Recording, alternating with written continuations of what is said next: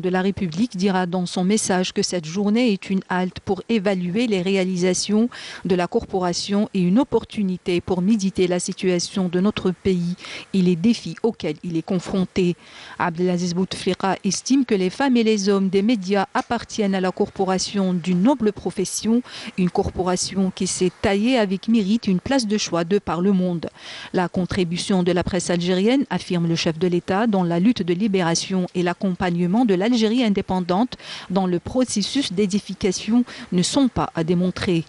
Pour le chef de l'État, la presse algérienne a payé un lourd tribut de martyr du devoir national face au terrorisme abject. La célébration de cette journée est également l'occasion de se recueillir à la mémoire des chouhadas de la glorieuse révolution de novembre et des martyrs du devoir national parmi les femmes et les hommes de la presse algérienne.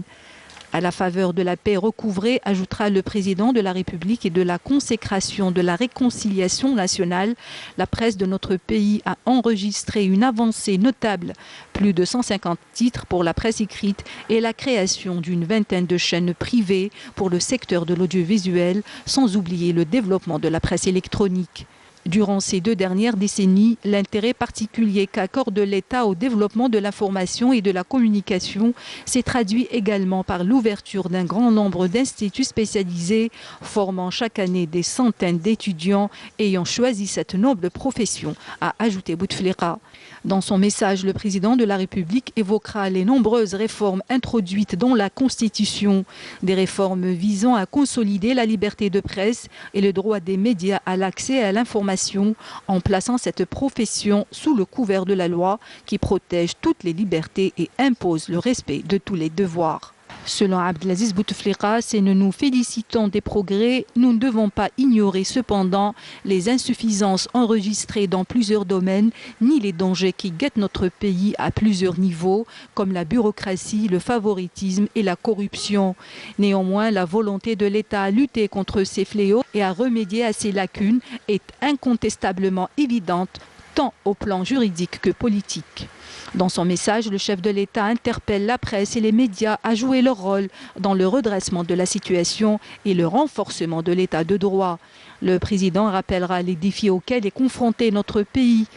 Nous évoluons également dans un environnement régional caractérisé par de multiples crises et conflits, ainsi que par les fléaux du terrorisme abject, du crime transfrontalier et du trafic d'armes et de drogue. Des dangers qui menacent notre société et requièrent de notre part vigilance et mobilisation pour préserver l'intégrité de notre peuple et de notre patrie, ajoutera le chef de l'État. À cette occasion, il a salué l'abnégation de l'armée nationale populaire. Je salue les éléments et le commandement et me recueille à la mémoire de ces vaillants victimes, écrit le chef de l'État dans son message. Toutefois, l'immunisation de l'Algérie contre les risques externes implique également un front populaire attaché à son intégrité territoriale et soucieux de la protection de la société contre les complots ou les manœuvres politiciennes, malheureusement nombreuses chaque fois que notre pays a rendez-vous avec une importante échéance politique, affirme le chef de l'État. Abdelaziz Bouteflika ne manquera pas d'évoquer le volet économique et la nécessité de sortir de la dépendance excessive aux hydrocarbures.